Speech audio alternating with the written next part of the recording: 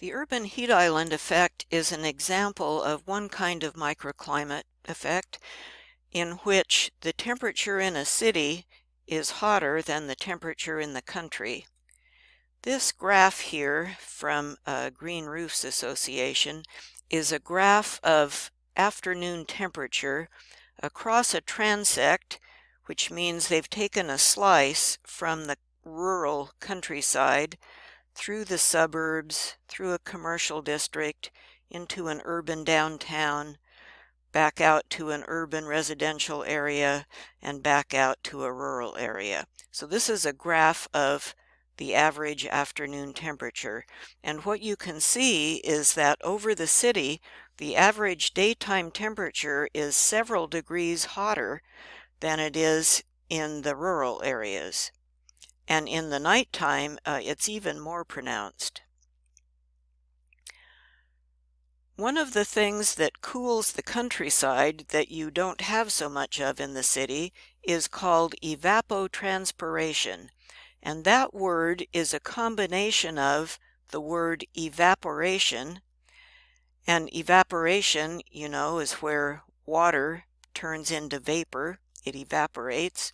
Evaporation is the principle of refrigeration. So this word is a combination of evaporation and transpiration. Transpire comes from a root word that means to breathe. Transpire, respire, inspire, and so forth.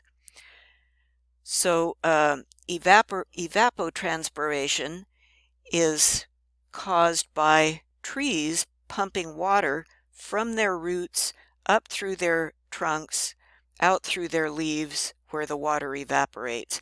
And it's the evaporation of that water that creates a siphon that allows more water to be drawn into the roots. And it's amazing how much water plants pump. If you look at a mature poplar tree, for example, a mature poplar tree pumps anywhere from 50 gallons a day to 250 gallons a day from its roots out through its leaves. The urban heat island effect is caused by several things, but primarily not enough plants, so not enough shade and not enough evapotranspiration, and then too much paving and dark-colored roofs, so things that have low albedo and absorb solar radiation and emit terrestrial radiation. So basically, too much paving, not enough plants. And this has several effects on us. One, it's hotter in the city, and if you have air conditioning in your building, you're going to run the air conditioning more often to try to keep up. The hotter temperature also results in more pollution and in greater greenhouse gas emissions. If you want to reduce urban heat island effect, basic idea is more plants and also less paving.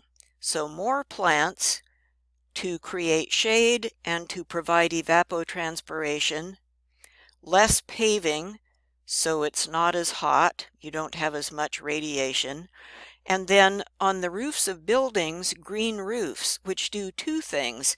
They replace the hot black roof that would make the thing hot, and they are planted with plants which give you evapotranspiration. Towards the end of the term, we're going to talk about green roofs in more detail. And here are some sources for you. I'd like to call your attention to Green Roofs for Healthy Cities, which is the primary professional organization related to green roof design. They have an enormous website with just all kinds of technical detail and case studies. So go have a look at that. You'll like it.